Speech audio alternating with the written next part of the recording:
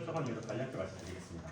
80대는 인지적, 신체적 능력 저하가 명확히 나타나는 시점이기도 하며 연구소가 고령 운전자 연령대를 5세 단위별로 구분해 교통사고 위험도를 분석한 결과 이제 60대까지는 의미 있는 차이가 없지만 70대까지도 의미 있는 차이가 없었지만 80대부터 급격히 그 수치가 증가하는 경향이 보였습니다. 더욱이 고령 사회로 접어들며 70대의 취업률과 경제활동이 늘어나는 추세를 고려해 저희는 80대가 정당하다고 저희는 생각했습니다. 그럼 이 토론은 저희가 입론을 본격적으로 말씀드리겠습니다. 최근 대한민국이 고령 사회로 접어들고 있고 고령 운전자 교통사고 사망 건수는 지속적으로 증가하는 추세에 있습니다. 또한 최근 시청역에서 발생한 교통사고 등으로 사회적 경각심이 증가되었고 이에 대한 사회적 논의가 필요한 시점입니다. 이에 저희는 다음과 같은 문제점들을 근거로 80대 이상 고령 운전자 면허 반납 의무화를 찬성하는 바입니다. 첫 번째로 고령 운전자의 운전능력 감소로 인한 교통사고의 증가입니다.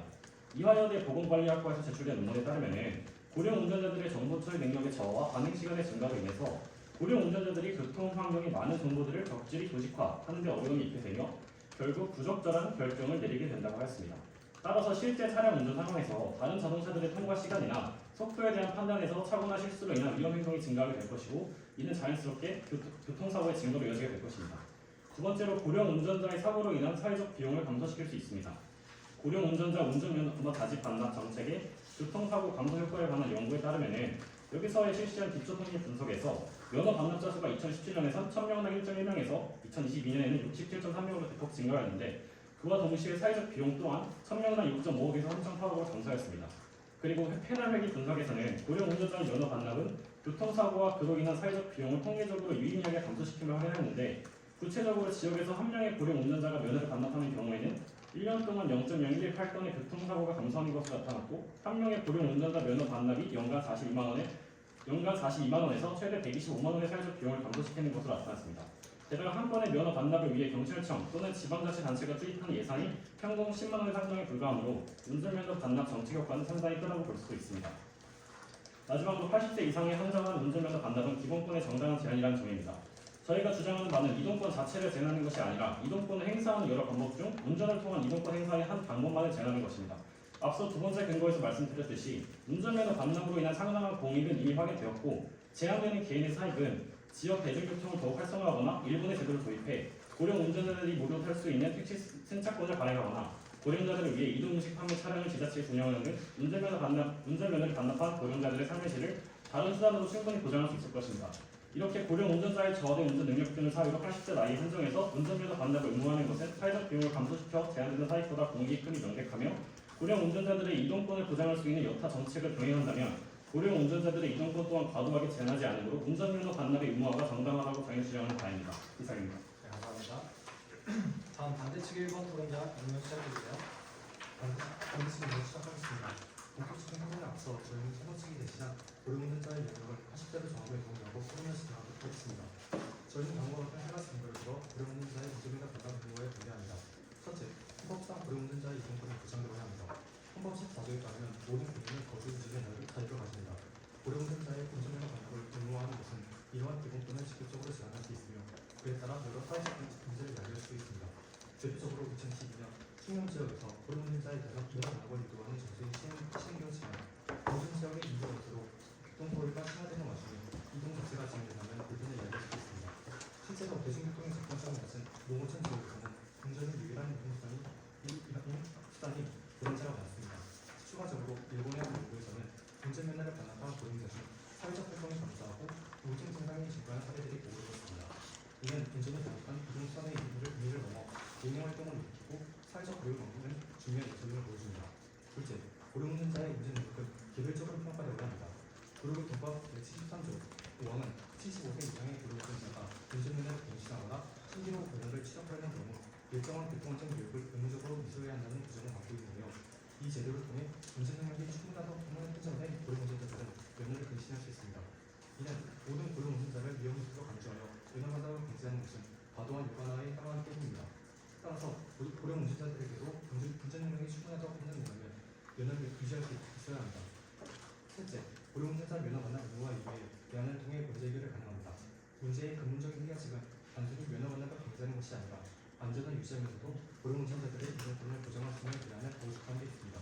2019년 제주도에서 시행된 고령 운전자 대상의 정기적인 감정적 적합성 검사와 안전교육 프로그램은 사고를 줄이는 데 큰 역할을 하고 있습니다.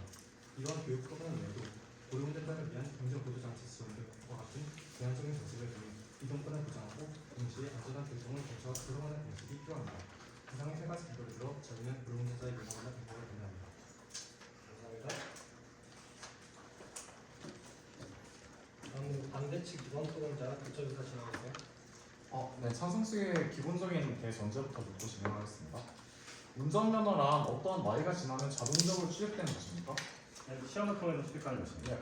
그러면 국가에서 규정한 운전 능력을 보유할 경우 발급되는 것입니다. 이에 대해 동의하십니까? 네, 맞습니다. 그렇다면 능력에 의해 발급되는 것을 나이 많은 이유로 하여 박탈하는 것은 불합리한 것이지 않습니까? 그럼 능력을 통해서 취업했는데 정년이 돼가지고 일률적으로 나이가 된 이에 대해 예 아니오로 대답해 주십시오. 능력을 그럼 그렇게 불합리한 제도를 왜 일률적인 나이를 기준으로 해서 해야 되는 것입니까? 저희는 그게 불합리하다고 생각하지 않습니다. 왜 어째서 불합리하지 않습니까? 이제 교통사고에서 능력이 떨어지면 다른 사람 해칠 위험이 있기 때문에 80대 이상에서 그걸 일률적으로 반납하게 하는 것은 저는 정당하다고 생각합니다. 네 맞습니다. 그렇게 능력이 떨어지는 운전자 또한 존재할 것이지만 능력을 갖춘 고령 운전자 역시 존재할 것임을 인정하십니까? 저희가 그에 대해서 답변 드리고 싶은 게 있는데 이게 저희가 고령 운전자에 대해서 저희가 네 그러면 그에 인정하십니까? 인정하지 않습니까? 능력을 갖춘 80대 이상의 고령 운전자 역시 존재할 거라는 것 이에 대해 네. 인정하십니까? 조건부로 인정합니다. 네 그러면 단순 나이만을 근거로 이 면허를 박탈하는 것과 제대로 능력을 갖추었는지 확인한 면허를 발급 유지하는 것 어떤 것이 더 우리 사회가 나아가야 바람직한 방향이라고 생각하십니까? 이 두 가지 방법을 제시해 주셨는데 저는 다른 방법을 저희가 그 둘 중에서 판단은 어느 것이 더 바람직한 것 같습니까? 둘 중에서 굳이 고르고 싶진 않습니다. 네 그러면 잘 알겠습니다. 그럼 그 다음으로 이제 두 번째 이론에서 사회적 비용에 대해서 말씀해 주셨습니다. 맞습니까? 네, 맞습니다. 이 사회적 비용이란 정확히 어떤 것을 의미하는 것인지 구체적으로 설명해 주시겠습니까? 사회적 비용은 이제 사고가 발생했을 때 그로 인한 사람들의 치료, 병원비나 아니면 사회적 기물이 훼손되었을 때 그로 인해서 네 맞습니다. 간단히 축약해서 교통사고에 의한 사회적 비용이라고 이해하겠습니다. 하지만 이와 반대되는 자료 역시 존재합니다. 한상진 서울대 환경대학원 교수는 OECD 보고서에 의하면 고령 운전자가 가급적 길게 운전할 수 있도록 지원하는 것이 전체적인 사회적 비용을 줄일 수 있다고 합니다. 여기서 말하는 이 전체적인 사회적 비용은 이제 고령 운전자가 운전을 원하는 대로 못했을 경우 누군가 이동을 지원해야 하는 비용이 생기고 이동을 제대로 하지 못하기 때문에 생긴 건강적인 문제 또한 포함된 것입니다. 이에 대해서는 동의하십니까? 네, 동의합니다. 네, 알겠습니다. 그럼 이제 마지막으로 이제 한 가지 더 묻겠습니다. 현재 지금 고령 운전자로 인한 이제 교통사고 건수가 증가하는 것은 이제 찬성 반대 모두 이제 동의하는 점일 것입니다. 그렇다면 이 경우에서 이제 능력 및 자격 요건을 갖추지 못한 운전자들이 운전 자격을 가진 것이 문제입니까? 아니면 모든 고령 운전자들이 문제입니까?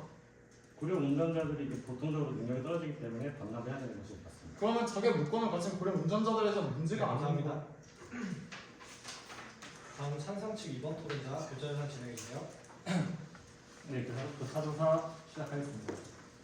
반대측은 도로교통법 제82조 운전면허 결격 사유와 도로교통법 시행령 42조에 대한 것입니다. 잘 봅니다. 네, 이제 도로교통법 제82조에 따르면 교통상 위험과 장애를 일으킬 수 있는 정신질환자 또는 뇌전증 환자 또는 듣지 못하는 사람, 앞을 보지 못하는 사람 또는 알코올 중독자 등 똑같이 위험과 장애를 일으킬 수 있는 사람은 운전면허를 제한하도록 되어 있습니다. 하지만 고령 운전자에게 제가 질문 좀 끝나고 해주겠습니다. 네. 이런 것들도 이동권 침해라고 생각하십니까? 뭐가 이거 질문입니까? 방금 마치 이런 여러 종류의 사람들에 대해서 운전면허를 제한하는 것이 이동권 침해라고 생각하십니까?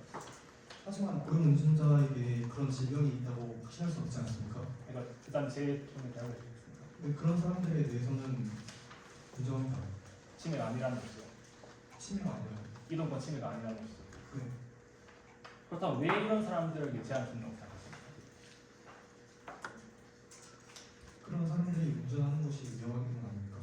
그래서 왜 그럼 이런 사람들이 좀 신체적이고 인지적인 기능이 떨어지기 때문에 운전하는 것이 위험한 거 아닙니까? 하지만 그렇게 따지신다면은 고령 운전자의 인지 능력이 저하되는 건 맞지만 마찬가지로 여성과 남성이 일단 고령 운전자 말고 일단 제가 말씀드린 이 법에서 정하는 사람들에 대해서 이런 기능이 떨어지기 때문에 제한하는 것이고 이것이 정당하다고 네, 그 인생은 정하지만 그 질병을 알고 있는 사람이 고용운전자라고 생각되지 않습니다. 네 알겠습니다.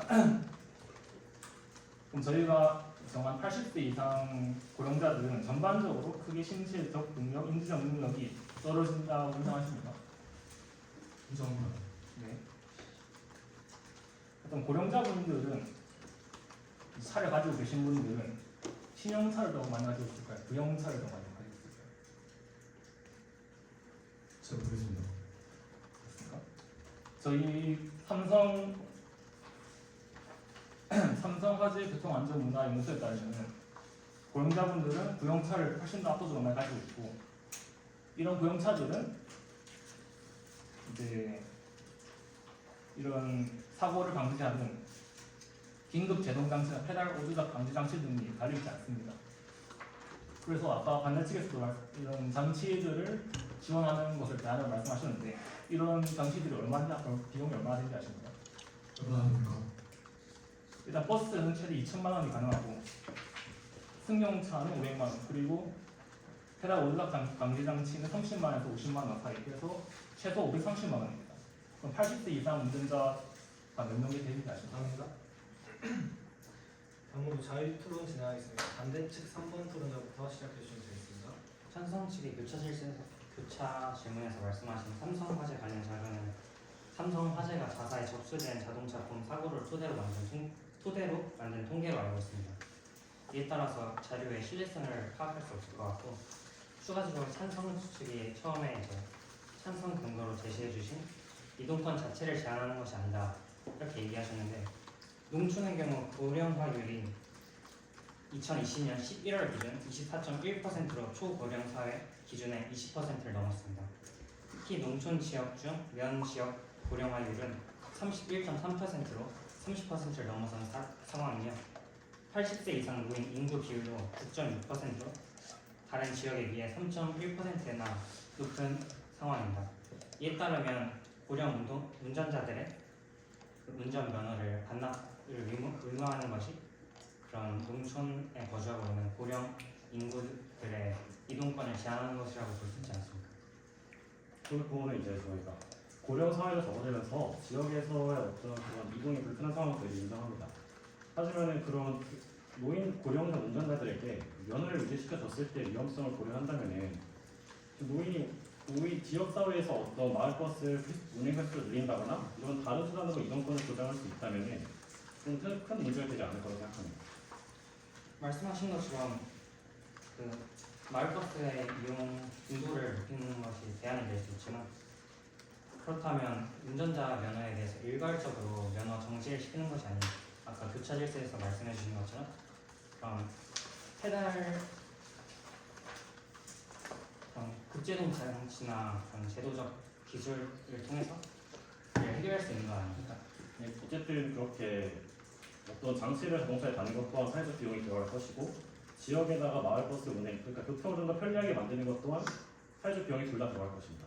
근데 저희가 본질적인 차이는 그거는 사후 예방적인 조치와 아니면은 사후적 조치나 예방적 조치의 차이가 있는 것 같습니다.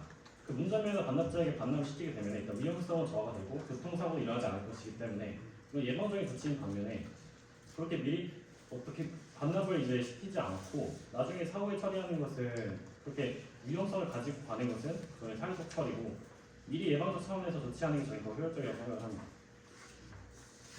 말씀하신 대로 그럼 아까 말씀하신 기술적 장치 또한 LTWS라고 차량의 차선 이탈을 경고하는 장치가 있으며 PMSA라고 페달 보조적 안전 장치가 있습니다. 24년 9월 23일 항의위원회 자동차 관리법 일부 개정안 법률안에 따르면 이러한 장치들을 차량 출시 의무적으로 도입하는 것을 통해서 이를 통해서 예방적 조치라고 볼 수 있는데 이에 대해서 어떻게 생각하십니까? 그렇게 사회적 그렇게 비용이 앞서 말씀드렸지만 버스 같은 경우는 2천만 원이나 이렇게 크고요. 일반적인 자동차도 500만 원이 듭니다. 근데 고령 운전자가 고령을 접어들수록 경제활동을 하기 쉽지 않을 것인데 그렇다면 그거는 어떻게 저희가 지원해 줄 수 있겠습니까? 하지만 선생님께서 말씀해 주셨던 세 번째 부분 셔틀버스를 운영해서 이동선 부족에 대비하겠다고 말씀하신 것 같은데 그런 셔틀버스를 운영하는 데도 지금 사회적 비용이 들 뿐더러 일단 우리나라에서도 수도권과 지방 간에 이제 인프라 그 차이가 많지 않습니까? 그에 대해서 어떻게 하실 겁니까? 그 인프라를 저희가 아까도 말씀드렸지만 반납을 이렇게 안 했을 때 저희가 지금 고령 운전자의 교통사고가 지속적으로 증가하는 것이 확인이 되었잖아요. 근데 그렇게 교통사고가 발생하면 피해자가 발생할 것이고 그 피해를 복구하는 과정에서 사후적 비용이 들어가게 될 것입니다.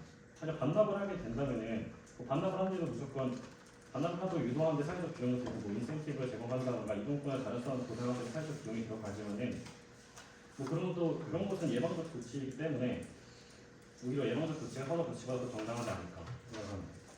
일단 예방적인 이유만으로 이제 고령운전자들의 권리를 침해하는 것은 좀 말이 안 된다고 생각하고요. 그리고 계속 이제 그 운전자가 이제 사고 비율이 더 많다고 주장하시는 것 같은데 2022년에 그 고령운전자 사고는 19.9%로 증가했습니다. 선택님께서 말씀하신 대로.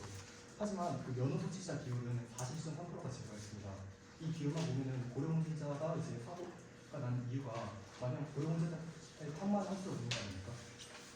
그렇게 선생님께서 말씀하시는 바에 따르면 그 80세 이제 이상이 아니라 그 아래에서도 60세 이상, 40세 이상에서도 이제 면허 반납을 이제 요구할 수 있는 거 아닐까요? 그런 사고를 미연에 예방입니다.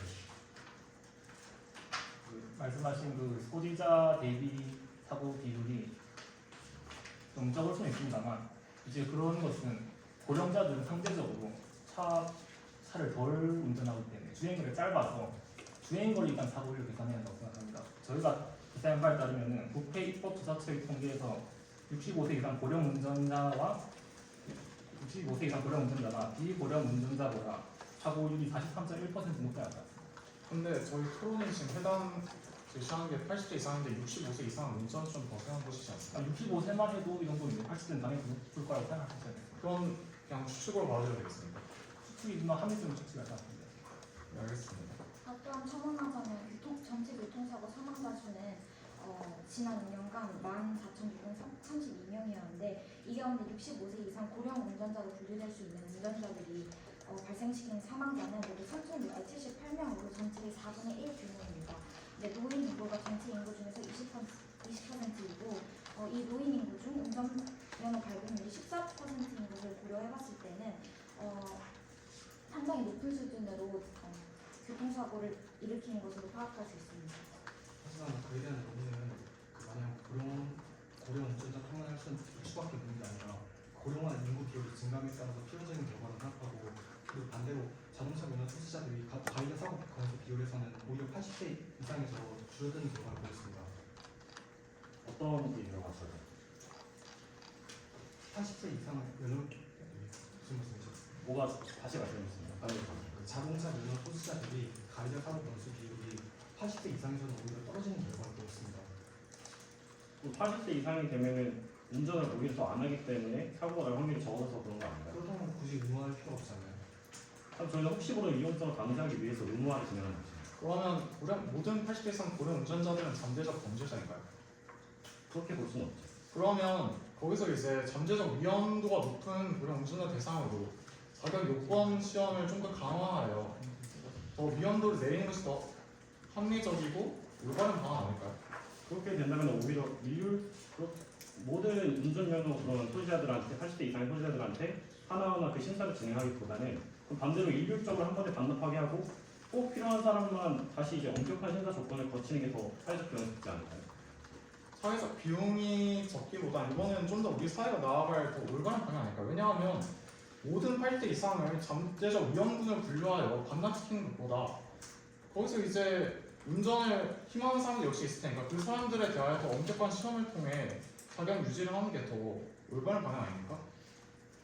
첨언하자면 그런 80세 이상 고령 운전자에 대해서 일괄적으로 운전면허 반납을 의무화하는 것은 이제 비례 원칙을 어긋나서 기본권 침해를 상당히 침해한다고 볼 수 있는 이에 대해서 어떻게 생각하십니까?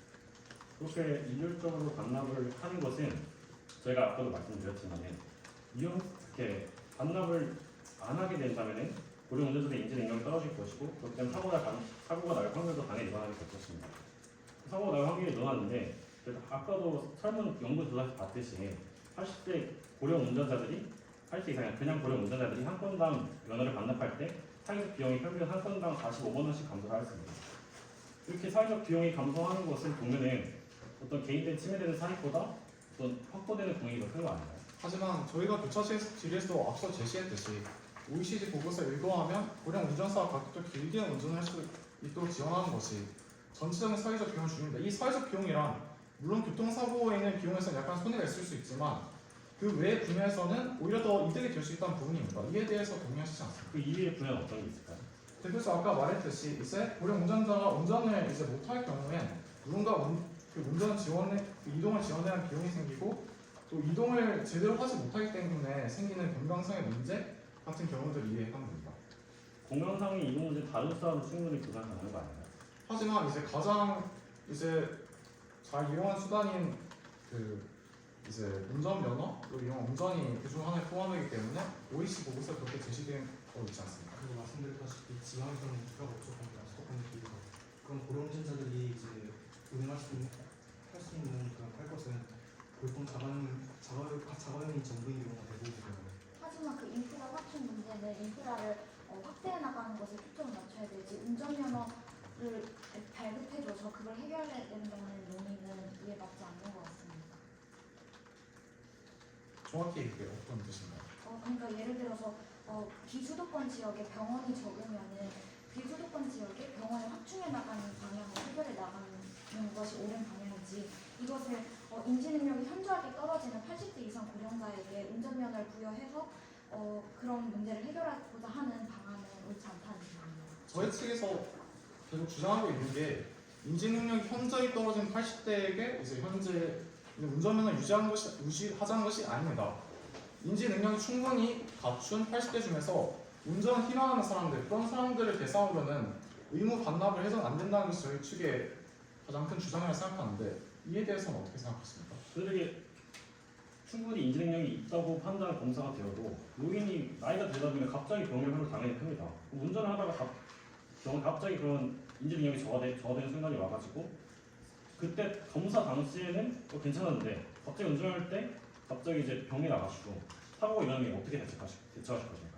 첨언하자면 지금도 65세 이상 고령자는 검사를 추가적으로 실시하고 있지만은 심해 검사만 통과하면 공단에서 실시한 적성 검사는 차라리 모든 걸 받더라도 운전면허를 유지할 수 있습니다. 그렇다면 그럼 아까 찬성 측 3번 토론장에 제시했듯이 현재 진행되고 있는 검사 제도 자체의 문제점이지 고령 운전자가 운전을 반납할 요인이 되지는 않지 않습니까? 첨언하자면 그런 갱신 관련해서 원래는 적성검사로 자격 유지 시험을 개최할 수 있었던 제도를 조정하기로 했고요.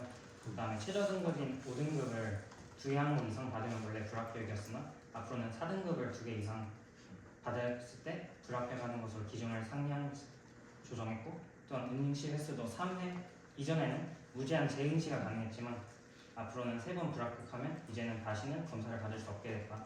이런 개정안이 있습니다. 또한 아까 말씀하셨던 것처럼 그런 고령 운전자 면허 반납과 관련해서 혜택을 주신다 하셨는데 그런 혜택과 관련해서 자료 조사한 바에 따르면 서울특별시에서는 교통카드 10만원, 경기도 부천시에서는 지역화폐 10만원, 또 뭐 인천광역시 인천화폐 10만원 이런 식으로 일회성 혜택을 주고 있는데 이것이 실제로 면허 반납에 준하는 효과를 줄 수 있는지 궁금합니다. 고령 사회로 진압하면서 인프라를 깔 문제지 지금 운전면허 관련해서 논의할 문제는 아니고요. 그 앞서 말씀드렸던 그 검사 영향을 감안한다는 게 75세 이상 기준이 맞습니다. 현재는 65세 이상 기준입니다. 그 80세 이상부터는 저희가 아까 말씀드렸듯이 그 70대까지는 그렇게 큰 교통사고 그게 변화율이 크지 않아요. 80대 들어가면서부터 급격하게 높아집니다. 80대부터 인지 능력이 상당히 저하된다는 것이기 때문에 저희가 80대로 설정을 한 거고요. 거기서 검사 영향을 아까도 말씀드렸듯이 검사를 아무리 엄격하게 해도 80대 이상부터는 이제 인지 능력이 심각하게 저하가 되기 때문에 그 순간 대처 능력도 70대와 80대 차이가 크다고 저희는 봤습니다. 그렇기 때문에 저희가 80대로 설정을 한 거고 운전 당시에 갑자기 그렇게 사고가 일어날 확률이 70대보다 80대에서 압도적으로 높기 때문에 저희가 80대부터 면허를 일률적으로 반납하도록 해야 된다고 저희가 주장하는 바입니다. 그럼 말씀하신 대로 약간 가정을 해주셨는데 갑자기 신체 능력이 저하돼서 사고가 발생될 수 있다.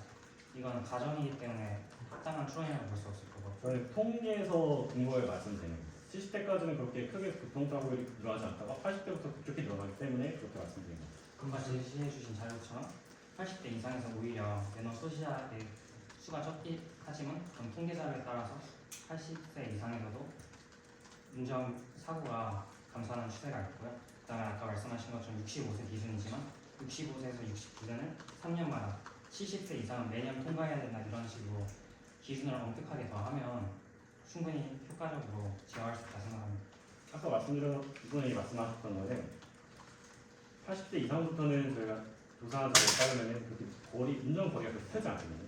운전 거리 대비 교통사고 발생률은 오히려 매우 높았습니다. 운전을 적게 하는데 그렇게 운전 거리가 짧은데도 교통사고율이 다른 연령대보다 높다는 것은 충분히 인증력이 엄청나게 반납할 정도로 위험하다는 건 아닙니까? 오히려 다른 연령대에서 사고 비율이 높은데 그렇다 그러니까 아까도 말씀드렸다시피 그렇다면 의무적으로 이제 반납할 필요가 없는 거 아닙니까? 거리 대비 사고율 혹시 아시나요? 운전한 거리 대비 사고율이 얼마나 되는지. 단순히 그 80대 이상에서 운전면 소지자 사망 그 교통사고 건수가 아니라 거리 대비, 왜냐면 80대 이상 되면 노인이니까 대부분 멀리 이동하지 않을 거 아니에요. 몸도 힘드니까. 그게 보통 거리수가 짧은데도 그렇게 교통사고 많이 일어나니까 저희는 그 부분이 위험하다고 지금 계속 말씀드리는 거예요. 저희 측에서도 그러면 80대 이상에서 그 거리 대비 사고율이 높다는 것 자체는 이제 인정합니다. 하지만 이제 그것이 80대 전체가 이제 문제가 있다고 호도하는 것은 이제 오류인 것 같습니다. 왜냐하면 거기 이제 물론 문제가 있는 이제 운전자가 있겠지만 이러한 운전자를 대상으로 아까 말했듯이 지금 현재 65세 이상은 부합하지 않으니까 80대 이상으로 새로 기준을 맞추어서 그 이제 낮추어진 인지 능력에 이제 적합한 검사를 실시해서 그 이제 운전 가능한 운전자만 출연하면 되지 않겠습니까? 아까 말씀드렸듯이 물론 그렇게 하는 것도 좋은 방법일 수 있겠지만 그것보다는 저희가 아까 설문조사에 말씀드렸지만 고령 운전자가 면허 반납을 할 때 저희가 투자하는 사회적 비용보다 저희가 얻는 사회적 비용이 더 크다는 걸 인정하십니까? 물론 그것이 가장 만약에 그렇게 되면 이제 투자하는 것 자체보다 이제 그냥 내는 게 더 이제 편리한 방안이라는 것 자체는 인정했습니다. 하지만 저희는 이 방안 자체가 저희가 앞으로 나아갈 올바른 방향을 생각하지 않습니다.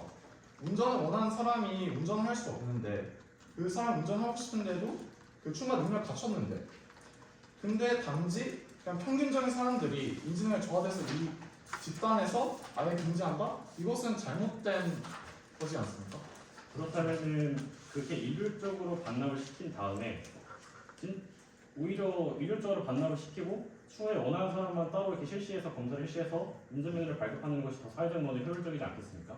그렇게 운전면허를 희망하는 사람들 80세에서 이상에서 한 명 골라서 검사하기보다는 아예 다 반납시켜버리고 원하는 사람만 뽑아서 하는 것이 실제로 검사 건수도 훨씬 더 줄어들 것이지 않습니까? 왜냐면 면허를 계속 유지시킨다면 면허를 계속 가지고 있는 사람이 계속 이제 운전을 하려면은 검사를 계속 받아야 돼요. 2년마다. 근데 모두에게 반납을 시킨 다음에 원하는 사람만 따로 이렇게 아까 말씀드렸듯이 80세 이상에서는 80세 이상의 운전자가 소수일 뿐더러 80세 이상이 소수일 뿐더러 80세 이상에서 그렇게 모든 80세 이상에서 모든 운전자들에게 검사하는 것보다는 80세 이상을 모두 일률적으로 반납을 시킨 다음에 원하는 사람만 따로 검사하는 것이 사회적 비용이 더 효율적이라고 생각합니다. 사회적 비용이 감소한다는 것에 대해서는 어느 정도 동의하지만 혹시 지하철 관련해서는 노인을 대상으로 무료 승차가 이루어지고 있는 것을 알고 있습니다. 네, 알겠습니다. 현재 65세 이상 노인들을 대상으로 지하철 요금이 무료로 탑승할 수 있는데 이에 따라서 최근 5년간 지하철 요금에 따르면 지하철 서울교통공사의 자료에 따르면 최근 5년간 65세 이상 노년층 무인 승차로 인한 손실금 추정치가 2018년 2,886원이고요. 이에 따라 계속 증가했고 코로나 때 잠시 주춤했지만 2022년 2,665원으로 상승하고 있습니다. 이에 따라서 노인 운전자들의 면허를 일률적으로 반납하면 이에 따라서 그들은 대체 교통수단으로 지하철을 이용할 텐데 그렇다면 지하철 같은 대체 수단을 무인 승차함으로써 사회적 비용이 증가할 수 있다고 보실 수 있지 않습니까? 저희는 지하철만 유일한 대안이라고 생각하지 않고 버스나 뭐 예를 들어서 2017년에 전라남도 일부 지역에서 농촌 지역의 부족한 교통 인프라 개선 대책으로 운영했던 대권 택시 같은 것을 이용하면 적자도 안 나고 이동성도 보장할 수 있을 것 같아요. 그 대건 택시 같은 경우에는 전남 지역의 특수한 사례 아닙니까? 말씀하신 대로 그런 인프라 개선을 저희가 해야 된다 하면서 비용이 증가한다 했으면서 찬성 측에서 인프라 개선을 통해서 사회적 비용을 절감할 수 있다는 일관성이 없는 것 같습니다. 둘 다 사회적 비용이 들지만은 교통사고가 발생했을 때 피해자가 생길 거 아니에요. 근데 그렇게 일률적으로 감당하게 되면은 피해자는 안 생겨요. 그렇게 명확하게 단순하게 생각하면은 피해자가 안 생기는 방향이 더 좋은 거 아닙니까? 하지만 고령 운전자 전체가 사고를 일으키는 것도 아니고 개별 고령 운전자와 집단의 고령 운전자를 구별해야 된다 생각합니다. 정하겠습니다. 그 사고가 안 난다고 하셨는데 당연히 이제 모두 반납하고 모든 이제 권리를 이제 반납하게 되니까 그건 이제 어떻게 보면 당연한 일이죠. 교통사고 안 나는 거. 교통사고 자체에 안 일어나는 것도 모든 사람의 운전면허를 반납하면 되는 거지 않습니까? 하지만 그것이 교통사고를 줄이는 최적의 대안이라고 생각하지 많은 사람들이 이것에는 동의하지 않을 것입니다. 그래서 저희도 이제 자격 요건 시험을 강화하고 이제 안전 장치들을 하는 것이 더욱 최적이고 이제 더 올바른 방향을 생각하는 건데 반납하는 거는 너무 이제 급진적인 정책이지 않습니까? 저희가 맞습니다. 운전에서 사고 나는 거는 젊은 사람도 똑같이 운전해서 사고가 납니다. 근데 저희가 왜 이제 고령 운전자 80대 이상을 이렇게 반납해야 되는 거는 젊은 운전자가 일으키는 사고는 주로 부주의 같은 거고요. 또한 충동적 행동에 기인한 경우가 많습니다. 근데 반면에 고령 운전자들이 일으키는 사고는 선천적, 그러니까 인지능력 저하나 반응속도 둔화, 신체적 한계와 같은 생리적 요인에 의해 발생하는 경우가 많아요. 그렇기 때문에 사고가 발생했을 때 젊은 사람에 비해서 고령 운전자가 더욱더 피해가 더 크고요. 그렇기 때문에 저희는 그렇게 인지능력이 급격하게 떨어지는 80대부터 제한을 해야 된다고 저희는 말하는 겁니다. 또 토론하자면 80대 이상 노인들에게는 인지능력 저하, 판단능력 저하가 너무 극명하기 때문에 대형 사고 건수도 살펴보면 20대에 비해서 10배 많고 그리고 치명률도 60대 이상 2.23%로 20대인 1.4%에 비해 2배가량 많은데 네, 그렇기 때문에 고령 운전자의 그 면허 반납은 의무화되어야 된다고 저는 생각합니다. 고령 운전자의 운전 위험성에 대해서 근거로 제시해 주신 것이 주행 거리에 따른 사고 빈도에 대해서 자료를 제시해 주셨는데 보험연구원에서 주행 거리에 연동해서 자동차 보험 제도를 한 연구가 있습니다. 이에 따르면 여성의 주행 거리 대비 여성의 사고 위험도가 남성에 비해 51.6% 더 높은 수준으로 늘어났습니다. 그렇게 따진다면 여성 운전자의 면허 또한 반납되어야 되는 것입니까? 저희는 지금 여성 운전자, 남성 운전자 그게 아니라 고령 운전자가 논의되기 때문에 그거에 대해 답변하지 않겠습니다. 그리고 저희가 70세 이상의 화물차 운전자 수는 혹시 몇 %인지 알 수 있습니까? 어떤 거 말씀이십니까? 70세 이상 운전면허 소유자 화물차 운전자는 1.6%에 불과하는데 80세 이상의 화물차를 운전하는 운송업자들은 당연히 더욱더 없겠죠. 그렇기 때문에 실질적으로 80세 이상의 고령 인구는 화물차 등 운전을 업으로 하는 직업에 종사하지 않을 거예요. 그러니까 저희가 지금 직업 선택의 자유가 기본권 관련해가지고 직업 선택의 자유가 제한이 정당화도 저희가 주장하는 근거 중 하나는 70세 이상의 화물차는 운전 1.6%에 불과하고 80세 이상은 화물차는 더더욱 없을 것입니다. 따라서 80세 이상의 고령 인구가 실질적으로 운전도 더욱 하지 않을 뿐더러 그거를 80세 이상에서 운전자의 운전면허를 반납하게 함으로써 얻게 되는 공익은 당연히 훨씬 더 클 거라고 저희 생각하는 바입니다. 그렇다면 여성 운전자의 능력 관련해서는 답변을 안 하시겠다 했는데 주행 거리 연동해서 노인 운전자의 능력이 저하기 때문에 사고가 더 많이 일어나고 똑같은 맥락에서 여성 운전자의 주행 거리 대비 사고 위험도가 더 높다. 그렇게 따진다면 능력을 기준으로 일관적이지 않은 태도를 보이고 있다고 생각이 듭니다. 여성이 더 높을 수는 있겠지만 여전히 사고율이 객관적인 수치에서는 훨씬 낮고 또한 여성은 어림잡아도 2천만 이상 일 텐데 80세 이상 고령 운전자는 그 수가 현저히 작기 80세 이상 충분히 반납을 의무화할 수 있다고 합니다. 아까 이제 그 트럭 운전 관련해서 이제 제시해 주셨는데 그렇다면 이제 80세 이상의 이제 인구가 적으니까 그 소수 계층의 권리는 이제 무시할 수 있다 이런 뜻으로 받아들여야 되겠습니까? 권리를 무시하는 게 아니라 그들의 권리를 제한하면서 다른 방법으로 그들의 권리를 보장하는 것이 저의 목적입니다. 그럼 그 다른 방안으로 할 때는 당연히 사회적 병이 커지겠네요. 다른 방안으로 하면 사회적 병이 당연히 들어가는 것이죠. 그런데 그러면 이 정당하게 가지고 있는 80세 이상의 그런 트럭 운전 기사들은 이 손해를 어떻게 감당할 수 있을까요? 저희가 80세 이상의 운전 그렇게 당연히 사회적 비용이 들어가겠지만 그들에게 사고가 발생했을 때 그런 사고를 복구하는 비용이 더욱더 정당성 측면에서 옳지 않을까. 그렇게 피해자에 대해서 보상하는 것보다 아예 그런 피해자를 만들지 않게 예방하는 차원의 돈을 쓰는 것이 더 옳지 않을까요? 하지만 네, 그렇게 반대측 다른 시간 하겠습니다. 상식 마저 다른 10초 하시겠습니까?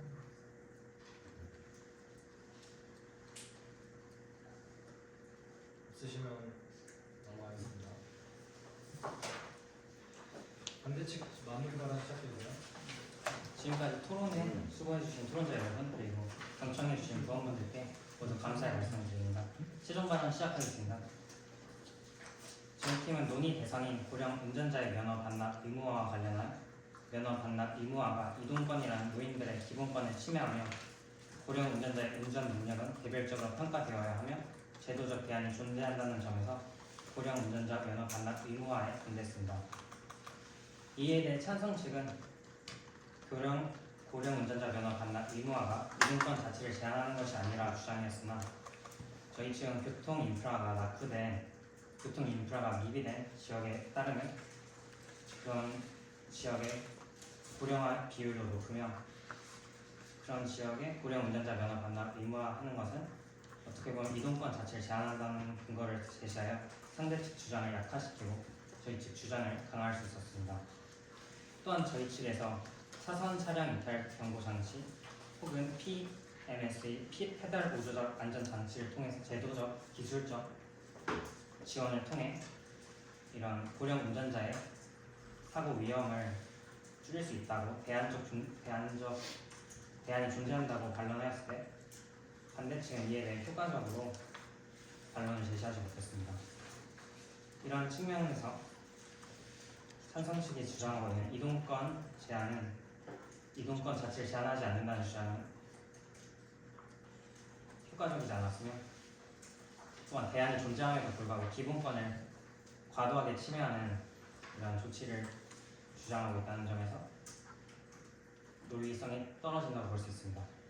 여러분 통계청 자료에 따르면 2024년 기준으로 65세 이상 인구는 993만 8천 명에 달하며 전체 인구의 약 19.5%를 차지하고 있습니다. 내년 상반기에는 고령 인구 비율이 20%를 넘어서 초고령 사회에 진입할 것으로 예측되고 있습니다. 이러한 변화 속에서 우리는 고령 인구를 단순히 배려와 보호가 필요한 대상으로만 보지 말아야 합니다.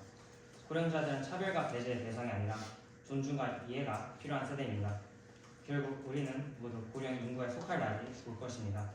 그렇기 때문에 고령자들의 권리를 제한하거나 기본권을 침해하는 고령 운전자의 면허 반납을 의무화하는 정책은 우리가 추구해야 할 방향이 아닙니다. 우리는 고령 인구와 함께 살아가는 사회를 만들어가야 합니다. 그들이 사회의 일원으로 존중받으며 안전하고 자율적인 삶을 누릴 수 있도록 돕는 정책이 필요합니다. 이상으로 반대측 마무리 발언 마치겠습니다. 감사합니다. 마지막으로 찬성측 3번 토론자 마무리 발언 해주세요. 오늘 우리는 80세 이상 고령 운전자의 운전면허 반납을 의무화해야 한다라는 문제에 대하여 토론하였습니다. 저희 찬성 측은 인지저하가 명확히 나타난 시점인 80세를 기준으로 논제를 결정했습니다. 우리 찬성 측은 세 가지 논거를 바탕으로 80세 이상 고령 운전자의 운전면허 반납 의무화에 찬성했습니다. 우선 첫 번째로 고령 운전자들의 운전 능력 감소가 교통사고의 발생률을 증가시킨다는 점에서 해당 문제에 찬성했습니다. 80세 이상의 초고령 운전자는 인지능력과 판단 능력이 현저히 떨어져 교통환경의 변화를 융통성 있게 공감하기 어렵습니다. 고령 운전자의 인지적 기능을 판별하기 위한 인지능력 검사 또한 고령 운전자들의 운전 자격을 구분하기에는 역부족입니다. 둘째로 고령자의 면허 반납 의무화가 고령 운전자의 사고로 인한 사회적 비용을 감소시킬 수 있습니다. 이는 여러 연구를 통해 이미 입증되었으며 고령자의 면허 반납 의무화는 단순히 교통사고 감소 이상의 경제적 효과를 가져옵니다. 마지막으로 공공복리를 해친다고 여겨지는 일부 이동권의 제한은 허용된다고 주장하며 대체 교통수단 확보 등을 통해 제한된 이동권을 보장할 수 있다고 주장했습니다. 상대 측은 이동권과 일률적인 평가의 부당함을 근거로 해당 문제에 반대했지만 우리가 잊지 말아야 할 점은 이동권은 공공복리를 위협하지 않는 범위 내에서 보장될 수 있는 권리라는 점입니다. 또한 고령 운전자의 사고는 막대한 사회적 비용을 초래한다는 점에서 고령 운전자의 사고율이 매해 증가하는 현 시점에서 반납을 의무화하여 사회의 자원을 더 나은 방향으로 사용할 수 있는 방법을 논의해야 할 때입니다. 9명의 사상자가 발생한 시청역 역주행 참사와 지난달 5명의 사상자가 발생한 경서구에서의 사고의 공통점은 가해 차량의 운전자가 모두 고령 운전자라는 점입니다. 전체 교통사고 사망자 10명 중 3명은 노인 운전자가 일으킨 사고 때문입니다. 고령 운전자의 운전 능력 저하는 명백한 현실이며 이를 방치하는 것은 사회 전체의 안전을 위협하는 행위입니다. 사회의 안전 보장을 위해 80세 이상의 고령 운전자의 면허 반납을 의무화해야 합니다. 이상입니다. 감사합니다. 이상으로 토론 마치겠습니다.